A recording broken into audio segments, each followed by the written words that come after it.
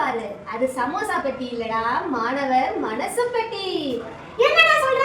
மாணவர் மனசு பெட்டி ஒரே குழப்பமா இருக்குதே. எனக்கு ஒண்ணும் புரியலையே. கொஞ்சம் புரியுற மாதிரி சொல்றா.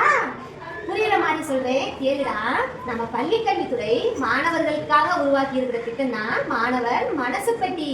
மாணவர்களாகிய நமக்கு உடல் ரீதியாவோ மன ரீதியாவோ ஏதாவது அச்சுறுத்தல்களோ துன்புறுத்தல்களோ பாலியல் ரீதியான ஏதாவது துன்புறுத்தல்களோ இருந்தா நாம அந்த பெட்டியில எழுதி புகார் போடலாம். நமக்கு உடனடியா தீர்வு கிடைக்கும். பாதுகாப்பான முறையிலையும் அதுவும் ரகசியமான முறையிலையும் நமக்கு தீர்வு கிடைக்கும்டா. ஓஹோ, அப்படியா? நமக்கு எந்த பிரச்சனை இருந்தாலும் அதுல நாம எழுதி போடலாமா? ஆமாடா, கண்டிப்பா. உனக்கு ஏதாவது பிரச்சனை இருக்குதா?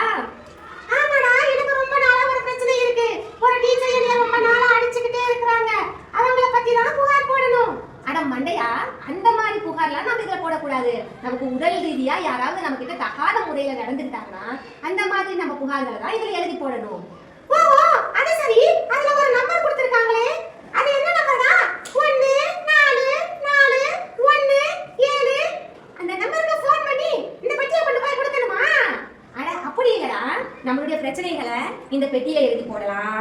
இல்லைன்னா இந்த 144117 அப்படிங்கிற இந்த நம்பருக்கு போன் பண்ணி நம்மளுடைய பிரச்சனைகளை நம்ம சொல்லலாம். அதுக்காக தான் பள்ளிக்கல்வித்துறை இந்த இலவச உதவி எண்ணை கொடுத்திருக்காங்க. ஓஹோ, அப்படியா? கண்டிப்பா நானும் இனிமேல் எனக்கு பிரச்சனை எதுவா இருந்தாலும் இந்த நம்பருக்கு ஃபோன் பண்ணி சொல்லுவேன். எனக்கு தெரிஞ்சவங்களுக்கும் இதை போய் நான் சொல்ல போறேன்.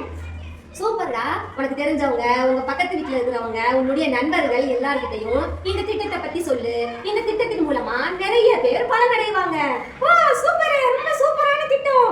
அது சரி, ஒரு 15 நாளா நம்ம டீச்சர் இந்த பள்ளிக்கூடத்து பக்கமே காணாமே. என்ன விஷயம்? உனக்கு ஏதாச்சும் தெரியுமா? ஆனா உனக்கு தெரியாதா? நம்ம டீச்சர் பயிற்சிக்காக டெல்லிக்கு போயிருந்தாங்க. டெல்லிக்கு போய் பொம்மலாட்டத்தை பத்தி நிறைய தெரிஞ்சுக்கிட்டு வந்திருக்காங்கடா. பொம்மலாட்டத்தை எப்படி வகுப்பறையில பயன்படுத்துறது, பொம்மைகளை எப்படி தயாரிக்கிறது அப்படின்னா நிறைய கத்துக்கிட்டு வந்திருக்காங்க. ஓ அதான் விஷயமா? டீச்சர் இன்னைக்கு காலையில நிறைய பொம்மை கொண்டு வந்தாங்களே, அந்த பயிற்சியை செஞ்சதுதானா? ஆமாடா, இனிமேல் நமக்கு எல்லா பாடம் கதை எல்லாத்தையுமே பொம்மைகளை பயன்படுத்தி கத்து கொடுக்க போறாங்க. ஓஹோ சூப்பர். ஏற்கனவே நம்ம டீச்சர் பண்ணியே கலக்குவாங்க, இனி பொம்மையை பயன்படுத்தி சொல்லி கொடுக்க போறாங்களா? சூப்பரா சூப்பர். இனிமேல் அரசு பள்ளி மாணவர்களும் தனியார் பள்ளி மாணவர்களுக்கு ஈக்குவலா நிறைய கத்துக்க போறோம். அரசு பள்ளி என்பது வறுமையின் அடையாளம் அல்ல, பெருமையின் அடையாளம். நம்ம முதல்ல நம்ம பள்ளி கல்வித்துறைக்கு நன்றி சொல்லணும்டா. ஆமாடே, கண்டிப்பா நம்ம முதல்ல பள்ளி கல்வித்துறைக்கு நன்றி சொல்லணும். ஏன்னா அவங்க தான் நம்மளுடைய மாணவர்களுக்காக நிறைய சிறப்பான திட்டங்களை கொண்டு வர்றாங்க. அது மட்டும் இல்லாம ஆசிரியர்களுக்கு இந்த மாதிரி பணியிடை பயிற்சி கொடுத்து அதன் மூலமா மாணவர்களுடைய கற்றல் தரத்தையும் மேம்படுத்துறாங்க. அதனால நாம பள்ளி கல்வித்துறைக்கு முதல்ல